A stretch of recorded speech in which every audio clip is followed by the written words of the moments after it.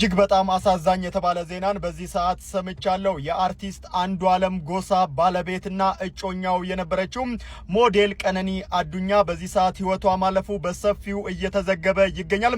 እጅግ በጣም የሚያሳዝን ነው። በዚህ በሶሻል ሚዲያ ላይ በሰፊው የምትታወቀው ቀነኒ አዱኛ ሞዴሊንግ ስራዋ በተጨማሪ ማህበራዊ ሚዲያ ላይ ንቁ ተሳትፎ በማድረግ የምትታወቅ ነች።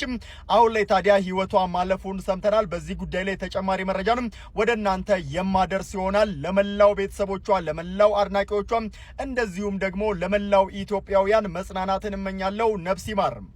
ሰላም እንዴት ናችሁ? እንግዲህ ዛሬ በጣም አስደንጋጭ ዜና፣ በጣም ያልጠበቅኩት ነገር ነው የሰማሁት ዛሬ ማለዳ ላይ ማለት ነው።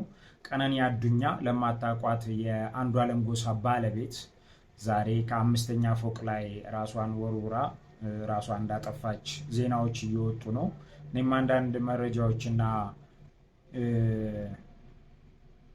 ከማውቃቸው ሰዎች ከሰማሁት ነገር አንጻር እንግዲህ ይሄ ነው የተፈጠረው ነገር።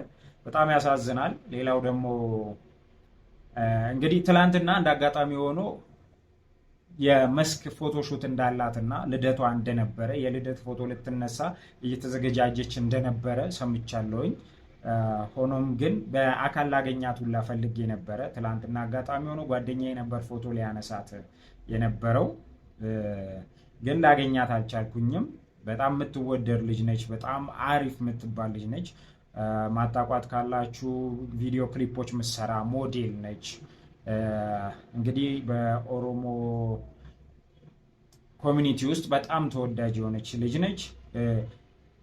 ሌሎቻችሁም ብዙ አዲስ አበባ ላይ ያላችሁ ሰዎች፣ የትም ያላችሁ ሰዎች በሶሻል ሚዲያ በደንብ የምታውቋት ልጅ ነች ቲክቶክ ላይ እና እንግዲህ በምን ምክንያት ራሷን እንዳጠፋች ልታጠፋ እንደቻለች ምን እንደተፈጠረ በጣም መልካም የምትባል የአንዱዓለም ጎሳ እንግዲህ የትዳር አጋሩ ነች ወይ ባለቤቱ ነች ለማለት ባያስደፍርም ረጅም ጊዜ አብረው ኖረዋል።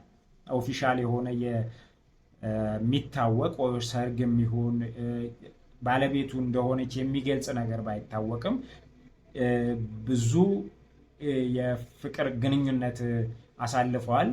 አብረው እስከ መኖርም እንደደረሱ እና አሁን ላይ ቅርብ ጊዜ ላይ እንግዲህ አብረው እንደሚኖሩ ነው ማቀው። ምክንያቱም ዝግጅቶች ላይ ከዚህ በፊት የሰራኋቸው ቪዲዮዎች ደብረዘይት ስንሄድ የአንዱዓለም ጎሳ ኮንሰርት እዛ ነበረች። ዋና አስተባባሪ ነበረች፣ አጋዡ ነበረች።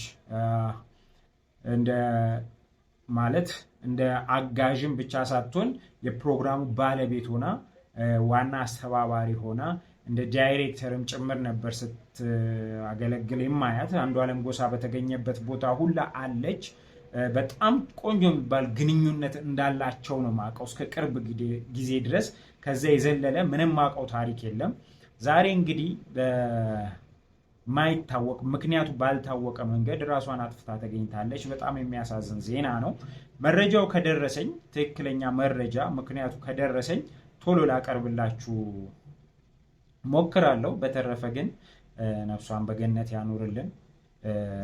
ለሚወዷት ለአድናቂዎቿ፣ በዙሪያዋ ላሉት ለቤተሰቦቿ ሁላ መጽናናትን እንመኛለን። እንግዲህ የቀብር ስነ ስርዓቱና